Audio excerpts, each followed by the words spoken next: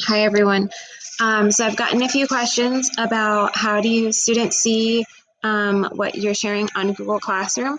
So I'm showing you my demo class. Since I set deadlines for homework, the deadlines will appear here, and then students can view all of their upcoming work in a single place, or I can view it if I need to review it.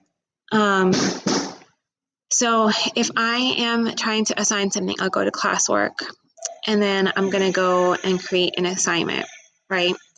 Let's say homework 2.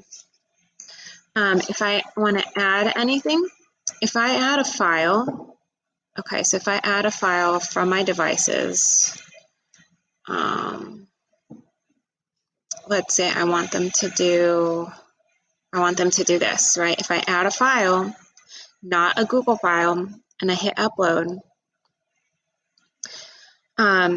I know it says students can view file, can edit file, make a copy. You really can't do any of that because it's not a Google document. You can just leave it as view file and then you can assign it to your students that way, but they're not going to be able to edit anything. They're just going to be able to see it. You also want to make sure that you're playing around with the due dates. So if you're assigning a due date, it's going to pop up on their calendar for them. As soon as you click time, it automatically pre-populates 11:59 p.m., but you can change that if you wanted to, and then click out of it. And then if you want, for organization purposes, add it to a topic, you can go from there, okay? And then you can pick certain students that you want to assign it to or all students, and then you can hit assign. But let's say you actually want to have something collaborative for them.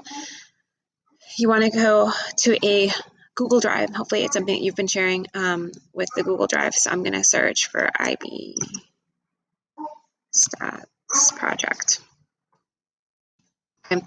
And if I want all of my students to have just be able to view it and make their own copies, then I'm going to click this, have students view the file. If I want each student to be able to edit in it, which again, Ms. Lorenz mentioned this, it's only if you want students to have like a collaborative assignment, then you want them to edit the file. However, if you want each student to have their own copy, then you're going to select each student has their own copy there.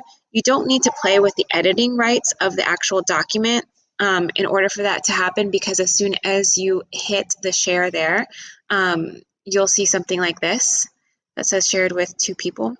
And it'll tell you it was shared with one group. It was shared with with that, right? And so you don't have to change the editing access on your stuff if you are using something that is a Google Doc, right? I could do the same thing. I could share links and whatnot, but really, my kid is absolutely insane. But really, as long as you click something here for your Google Docs, right, it's going to give students the permission that you want them to either to view, either to edit, or to make an individual copy for each student.